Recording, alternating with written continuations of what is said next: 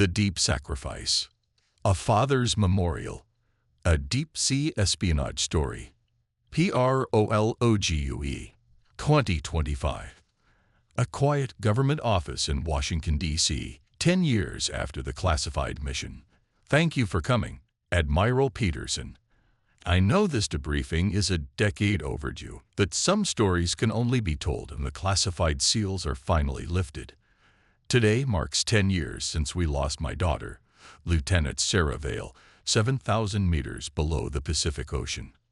What I'm about to tell you isn't just a mission report. It's the story of how a 23-year-old naval intelligence officer saved her country by sacrificing everything, including her life, in the deepest parts of our world's ocean. Captain Adrian Vale, now retired, opens a thick classified file marked Operation Deep Mirror, 2013 to 2015. Sarah volunteered for the most dangerous intelligence mission in naval history. She knew she might not come back. What she didn't know was that her sacrifice would prevent a global catastrophe that could have killed millions. Chapter 1. THE Recruitment. It began in September 2013. Admiral. Sarah had just completed her advanced training in naval intelligence and deep-sea operations. She was brilliant, spoke 4 languages fluently, had a master's degree in marine archaeology, and possessed an intuitive understanding of underwater navigation that impressed even veteran submariners. That's when Director Coleman approached her about Operation Deep Mirror. Foreign intelligence agencies, specifically a joint Russian-Chinese operation, had been conducting unauthorized deep-sea excavations in international waters. They had discovered something in the Tonga Trench, something that predated known human civilization by thousands of years. Our satellites had intercepted fragments of their communications.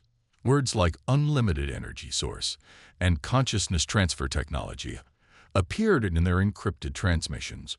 Whatever they had found 7,000 meters below the surface could shift the global balance of power overnight. Sarah's mission was simple in concept, impossibly dangerous in execution. Infiltrate the foreign operation by posing as a marine archaeologist, gather intelligence on their discovery, and transmit the critical data back to headquarters before the enemy could weaponize their find. She would be completely alone, with no backup, no extraction plan, and no guarantee of survival. Chapter 2. The Infiltration. The foreign operation was using a converted research vessel called the Meridian Explorer, operating under the cover of studying deep-sea volcanic activity. Sarah spent 3 months establishing her cover identity, Dr. Sarah Mitchell, an independent researcher studying ancient geological formations. In January 2014, she successfully joined their expedition team. Her credentials were flawless, her academic background carefully constructed by our best intelligence forgers. To the enemy agents, she appeared to be exactly what she claimed, a passionate young scientist pursuing groundbreaking research. But what they had found in the trench wasn't geological at all. Sarah's first encrypted transmission came on February 15, 2014. Discovery is not natural formation. Artificial structure, possibly thousands of years old. Technology appears to be both organic and mechanical.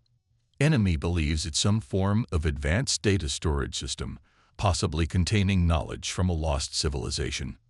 The implications were staggering. If a hostile nation gained exclusive access to technology that advanced, they could leapfrog decades of scientific development overnight. Energy weapons, consciousness manipulation, perhaps even methods of control we couldn't imagine. Chapter 3. THE Deep Dive. Sarah's cover held for 8 months as she gathered intelligence on the enemy operation. She documented their excavation techniques, photographed the strange artifacts they recovered, and slowly pieced together the true scope of their discovery. The structure in the Tonga Trench wasn't just a repository of ancient knowledge. It was still active, still functional after millennia underwater. The enemy had learned to interface with it, to extract information in carefully controlled sessions. But they had also awakened something that should have remained dormant. In October 2014, Sarah transmitted The structure is responding to human contact. Energy readings are increasing exponentially. Enemy team believes they can download the entire database, but I think they're losing control. Something inside the structure is learning from us, adapting to our presence. That was when the situation became critical. Our analysts determined that the enemy was preparing to extract the complete database and return to their homeland. Once there, they could study the technology in secure facilities and potentially develop weapons that would make nuclear arsenals obsolete. Sarah received her final orders in November 2014. Prevent the enemy from completing their extraction by any means necessary, even if it meant the ultimate sacrifice. Chapter 4. The Betrayal. Sarah knew she couldn't stop the operation from the surface. The foreign agents were too well trained, too heavily armed, and too close to completing their mission. Her only chance was to descend with them to the structure itself and sabotage their extraction from within. On December 8, 2014, she volunteered for the deepest dive yet attempted. A direct descent to the structure at 7,000 meters below sea level. The enemy agents, still believing she was Dr. Sarah Mitchell, welcomed her expertise. The deep-sea submersible vehicle carried Sarah and 3 enemy agents down through the crushing darkness. As they descended, she prepared to reveal her true identity and complete her mission, knowing it would likely be the last thing she ever did. At 6,800 meters, Sarah activated a hidden emergency beacon that would transmit on frequencies only our forces could detect. Then she confronted the enemy agents. "My name's Lieutenant Sarah Vale, United States Navy Intelligence," she announced over the submersible's communication system. "I'm here to prevent you from stealing technology that belongs to all humanity, not just your governments." The enemy team leader, Colonel Petrov, smiled coldly. "We suspected as much, Lieutenant. Your cover was good, but not perfect. We've been watching you for months, allowing you to gather intelligence while we completed our real mission. You've played your part perfectly." Chapter 5. The Sacrifice. What Sarah didn't know was that the enemy had been using her all along. They had detected her true identity early in the mission, but allowed her to continue because they needed someone with her specific skills to interface with the ancient structure. The technology they had discovered required a particular type of human consciousness to activate fully. Someone with both technical expertise and emotional depth, someone capable of making ultimate sacrifices for the greater good. Sarah's psychological profile made her the perfect candidate. As the vehicle reached the structure at 7,000 meters, Sarah realized the horrible truth. She hadn't been sent to spy on the enemy operation. She had been unknowingly delivered to them as the final component they needed to unlock the ancient database. But Sarah was her father's daughter. Even in the face of betrayal and certain death, she found a way to turn the situation to her advantage. Instead of helping the enemy extract the database, she interfaced with the structure directly and began downloading the information herself. Not to steal it, but to transmit it simultaneously to naval headquarters and to every major university and research institution on Earth. "If this knowledge is dangerous enough to kill for," she transmitted in her final message, "then it's too dangerous to be controlled by any one nation. I'm releasing everything to the world. Let humanity decide together how to use what we found." Chapter 6. The Final Transmission. Sarah's last communication came at 11:47 p.m. on December 12, 2014. She had been interfacing with the ancient structure for over 4 hours, downloading terabytes of information and transmitting it to secure servers around the globe.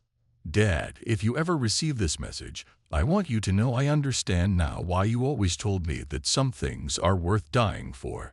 The knowledge in this structure could advance human civilization by thousands of years, cures for diseases, clean unlimited energy, technologies we can barely comprehend.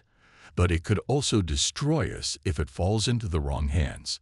The enemy agents are trying to stop me, but I've already transmitted 78% of the database. Whatever happens next, the information is out there. Scientists worldwide will have access to it." No single government can control it. I love you, Dad. Tell Mom I kept my promise. I served my country with honor, and I made sure the future belongs to all of humanity, not just the powerful few who think they deserve to control it. The transmission cut out at 11:52 p.m. Sarah had died at her post, 7,000 meters below the Pacific Ocean, ensuring that the most important discovery in human history would be shared with the entire world rather than weaponized by hostile nations. Chapter 7. The Aftermath. The enemy agents in the Baikal died with her, Admiral. The ancient structure's security systems, activated by Sarah's direct interface, sealed the submersible permanently within the trench. Their bodies remain there still, along with my daughter's, in what has become her underwater tomb. But Sarah's sacrifice accomplished something extraordinary. The information she transmitted reached 47 different research institutions across 23 countries simultaneously. Within hours, scientists around the world were studying technologies that had been lost for millennia. The clean energy systems alone have revolutionized our approach to climate change. Medical advances derived from the database have led to treatments for previously incurable diseases. Agricultural techniques have increased food production by 300% in developing nations. Most importantly, because the knowledge was released publicly rather than kept secret, no single nation could gain a military advantage from it. The ancient wisdom became humanity's shared inheritance.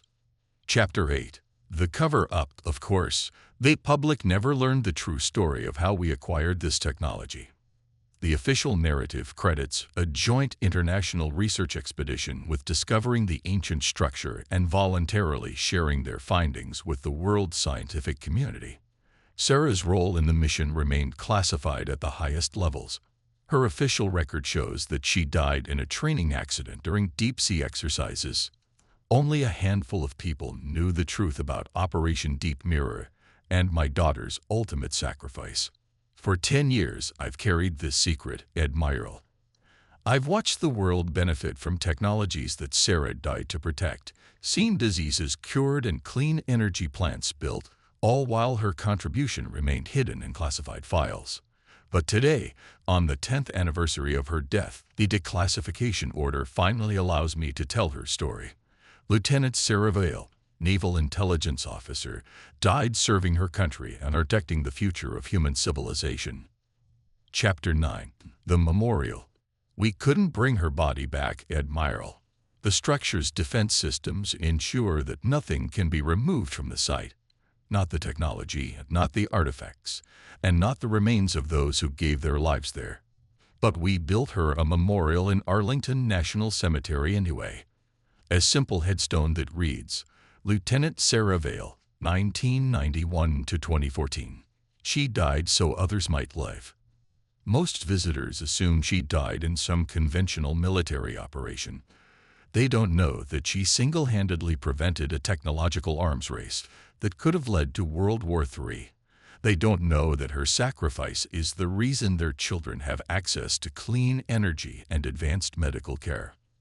Every year on December 12th, I visit her memorial and leave a single red rose. Her mother comes with me sometimes, when the pain isn't too overwhelming. We sit quietly and remember the brilliant, brave young woman who chose humanity's future over her own survival. Chapter 10.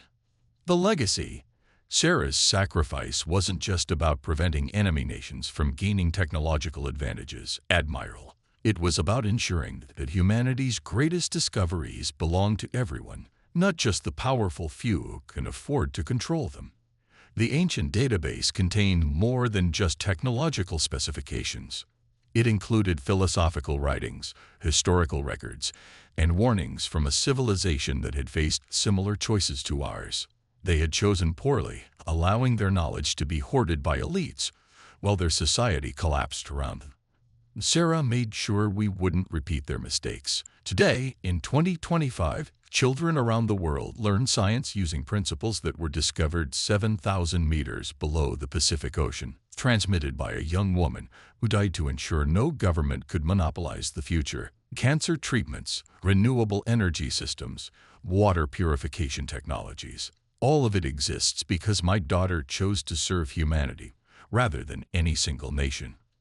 The enemy agents who tried to steal this knowledge died believing they were serving their countries. Sarah died knowing she was serving something greater, the shared destiny of our entire species. Epilogue. A father's pride. Captain Vale closes the classified file and looks directly at Admiral Peterson. You asked me why I requested this debriefing after 10 years of silence, Admiral. It's because Sarah's story deserves to be told, at least to those with a security clearance to hear it. She was 23 years old when she died. She could have lived a full life, married, had children, pursued a civilian career. Instead, she chose to descend into the deepest, darkest part of our world and faced certain death to protect people she would never meet. In the official records, she'll always be just another casualty of a training accident. But in reality, Lieutenant Sarah Vale was the most important intelligence officer in naval history.